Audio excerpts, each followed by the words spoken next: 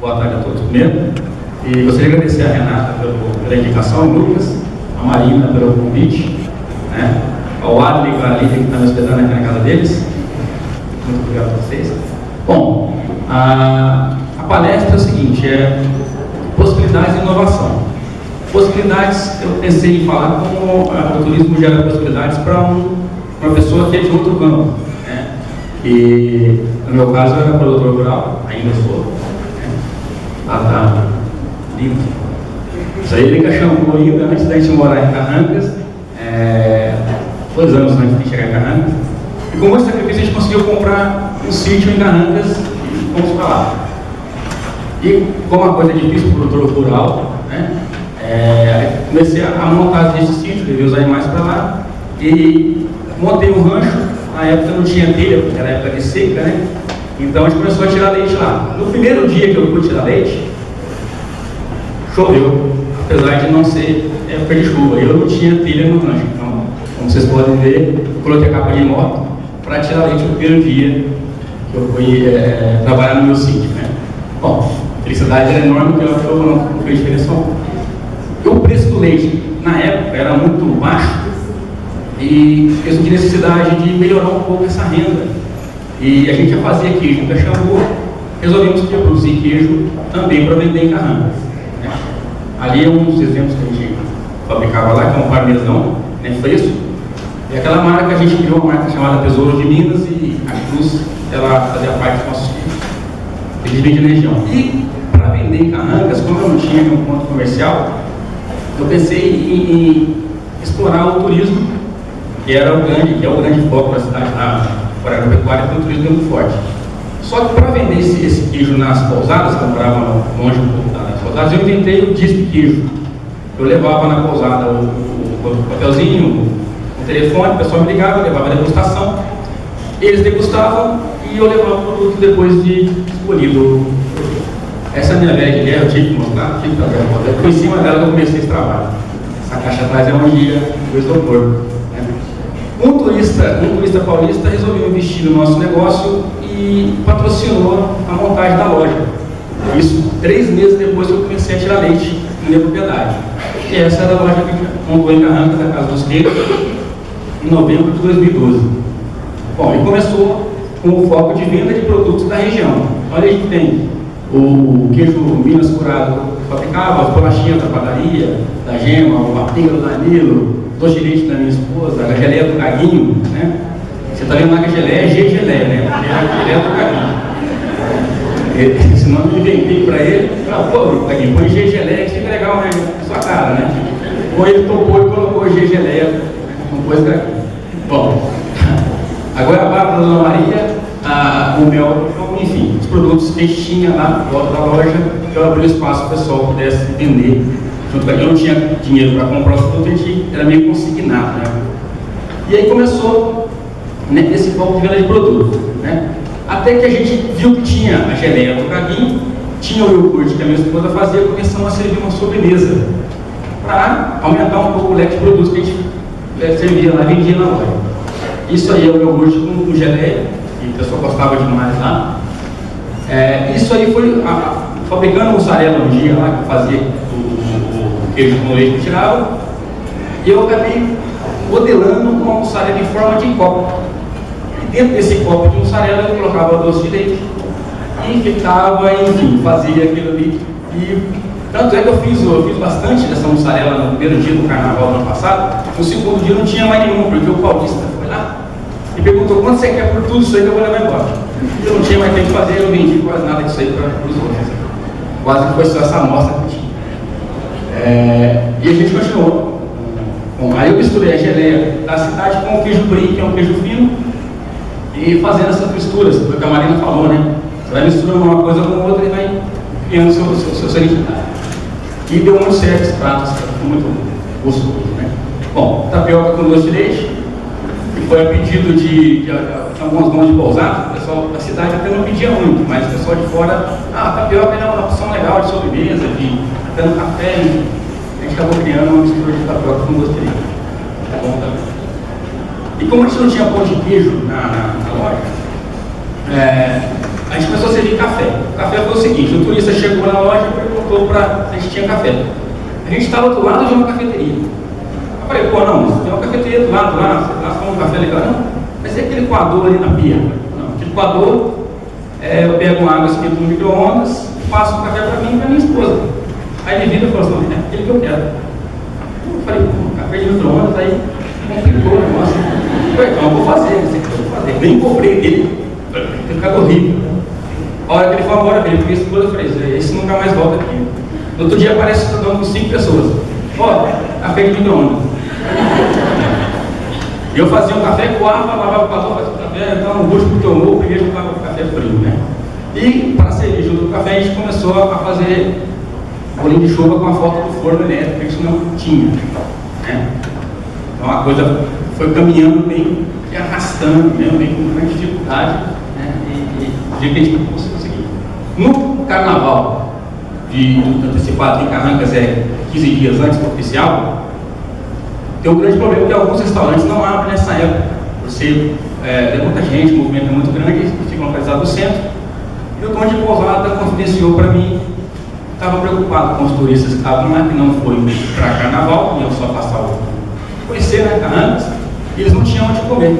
Eu falei, bom, então vamos na hora de melhorar o faturamento, vamos servir alguma coisa para esse pessoal comer. Eu virei para minha esposa e falei assim, ó, vamos servir massa, né, macarrão. Ela olhou para mim e falou assim, não, mas eu não cozinho para muita gente. Eu falei, não, mas eu cozinho. Ela olhou e falou assim, tá, 12 anos de casado, você não sabe fritar ovo. Eu falei, não, aprendeu. Vou aprender. Eu fui na internet e peguei essa receita. Penne ao molho de gruyère, cobertura de tomate seco e champignon. Fiz em casa, na quinta-feira antes do carnaval. As crianças adoraram, o método de casa e minhas crianças. Falou, tá bom, tá bom. E como todo mundo gostou, no outro dia eu fiz um cardápio para fazer com todos os peixes. Faço macarronada com tudo que eu tenho. Fiz um cardápio. E no sábado chegou lá, estava muito nervoso, né? Eu com a roupa branca linda, né? Totalmente eu mesmo, né? E chegou o dono de pousada e falou assim, Gil, está servindo todo? Quanto tempo você faz? 7. Eu falei, 7? E dos 4 tipos diferentes. Dos 7 pratos, 7 pratos, eles pediram, tinha os 4 tipos de queijo.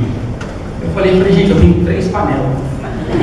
Eu tenho uma para água, uma com molho e uma com cobertura. Eu quero fazer 4 tipos de molho diferentes e tudo junto. Quanto tempo você demora para fazer? Eu falei, 30 minutos. Ela me olhou e falou assim, eu te mato. Vamos lá, né? Vamos tentar. Bom, e a cozinha lá, para completar, a cozinha da casinha é americana. Então todo mundo está me olhando. Eu nunca tinha cozinhado para ninguém, ainda mais na cozinha aberta. E o pessoal queria interagir comigo. Bom, por fim eu estava sentindo o gosto do molho, mas não sabia que gosto tinha. Estava bom, estava salgado, tá? Bom, os 7 pratos saíram em 40 minutos. O pessoal, muitos dos que se foram, voltaram novamente, elogiaram. Fala que ficou muito bom pelo esforço também que a gente fez. Achei que tinha sido dó, né? Mas como eles voltaram várias vezes, eu falei assim, bom, então gostaram realmente.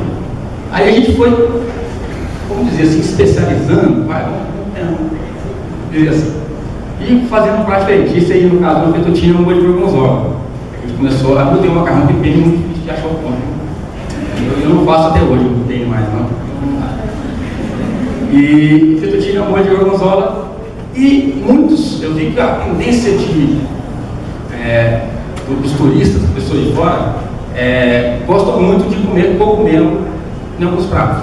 Turismo paulista, principalmente, que é o que eu acho que grande maioria que vai em Carrancas, né? E eu usava champignon em conserva lá. E eu resolvi que, bom, você como outros pratos, risoto com molho de pinhão, né? Bom, no carnaval oficial, a gente ia continuar a servir, só que não tinha mesa e cadeira, que no primeiro foram emprestados aos restaurantes que não abriram. E comprar também estava difícil, não tinha dinheiro, o marceneiro não queria fazer, em tempo água para servir. Bom, vamos fazer nós mesmos, né? Aí eu peguei, fiz uma maquete de cadeira, as tábuas chegaram na quarta-feira do carnaval, na quinta-feira eu, a esposa e o menino começamos a montar, a esposa lixava, eu encaixava, meu menino puxava o parafuso e minha menina dormia para a escada aqui, não tinha lugar para ficar. Bom, aí o acabamento das cadeiras que a gente fabricou e chegou no conjuntinho que a gente mesmo construiu. E a gente conseguiu servir no carnaval continuar servindo as massas e dar prosseguimento àquilo que a gente gosta nossa, né? Bom, vamos lá. Então, na busca de melhores produtos para servir na massa, eu vi que cogumelo era unânime nas pessoas que consumiam, que comiam aquela massa. Eu resolvi que queria colocar cogumelo fresco, em vez de usar conserva, porque conserva não é bom, não gosto de conserva. E como na região não tem esse produto, eu falei assim, então eu vou cultivar. Vou abrir uma salinha lá no restaurante, mesmo do lado de casa, lá a gente cultiva lá para usar nos pratos, né? E esse é um dos que eu colhi lá, né? E quando eu dei parceria com a UFA, que é a Universidade de Lavras, tem um fungicultor lá, um professor especialista nisso, ele me forneceu 30 pacotes de semente de cogumelo branco. Um desses pacotes eu deixei ele germinar, eu deixei para matar a curiosidade, ele ver o cogumelo nascendo, né? E nasceu isso daí. E eu peguei, vi que muito bonito, né? E resolvi fazer para saber que gosto tinha. Bom, a gente comeu uma delícia. De noite, comecei a pensar, mas esse cogumelo não tinha que ser branco. Esse cogumelo é marrom. E eu sentei lá no sofá, assistindo televisão, olhando para a Alessandra, minha esposa, ela olhando para mim, eu falei, Alessandra, olha, é o seguinte, eu não queria te falar, não, para não te alarmar, mas eu estou com medo de morrer. Mas por quê? Eu falei, porque o cogumelo tinha que ser branco. Ela falou assim, eu vou te confessar para mim. O que você está sentindo? Ela falou assim, dor no peito e falta de ar. Eu sei, eu estou com tontura e mal-estar. Agora não morre não. Bom, e eu não sei que aqui seja um lindo, acho que eu estou vivo, né? Então, e eu liguei para o professor e mandei um e-mail para ele e falei, pô, e esse cogumelo? Ele falou, rapaz do céu, esse aí é um cogumelo marrom, também comestível. Olha no pacotinho, está escrito marrom, porque é uma outra raça que também a gente cultiva, é comestível sem problema. Eu cheguei lá, dos 30 pacotes, era o único marrom. E foi justamente isso que eu deixei germinar. Então, eu loteria pura, né? Porque, bom, passado esse susto, a gente comecei, aí, esse é o branco. Isso eu comi sem medo, sem problema. Então, essa aí é uma foto da sala de cultivo que eu tenho de 12 metros quadrados hoje, do lado do restaurante, que a gente, inclusive, abre para a visitação dos turistas que querem ver o processo de produção de cogumelos comestíveis. Esse é ele é em fase adulta, né, que é o shimeji em fase adulta, ele pesou 650 gramas, um cacho de cogumelo só. A camisa não ajudou muito, fã do Top Gun, né? A camisa não ajudou muito. Aí, dia 6 de março agora, a gente conseguiu uns investidores estrangeiros, a gente se encontrou para montar uma unidade de produção de cogumelos com escala maior um pouco, né?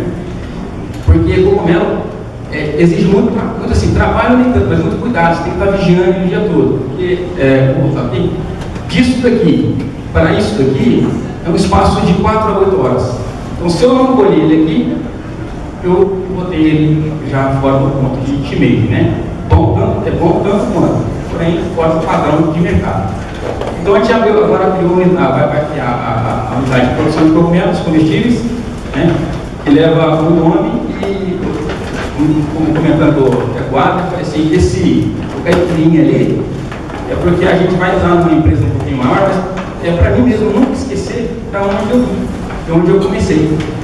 Então ali, foi a roça que eu vim, né? Vou continuar nela, espero não esquecer disso nunca e ajudar a valorizar os produtores rurais. Eu não podia deixar de falar agora da cidade que me deu tudo isso aí, que é Carrancas. São alguns atrativos naturais da cidade de Carrancas, né? Quem não me conhece deve conhecer, tá? Lá nós temos lugares bacanas para se conhecer e o turismo lá, ele, apesar de ser muito frequentado no verão, mas Carrancas é um alto potencial de turismo de inverno, muitas caminhadas bacanas. Nós temos lá, por exemplo, comida bacana, essa é uma foto cedida pelo amigo nosso, Fernando Cerveja. Nós temos piscina aquecida, nós temos quartos com lareira, temos boa comida, gastronomia lá, né? Opa! Bom, esse é um outro também que tem a piscina aquecida, você tem fogo a lenha. Então, o turismo de inverno em Carrancas, eu tinha que falar isso porque eu dependo do turismo, a gente passa uma fase de temporada lá um pouco baixa, então, e porque o inverno não é divulgado. E é uma ótima opção de turismo para inverno também, acredito eu, principalmente. Porque tem algumas caminhadas que são longas e você com o tempo mais fresco é muito melhor de se fazer. Então, pessoal, aí dar um pouquinho da minha história para vocês, ela, assim, resumi bastante, o que eu podia resumir, estava um pouco nervoso aqui, espero ter passado a informação que eu queria, ter entendido.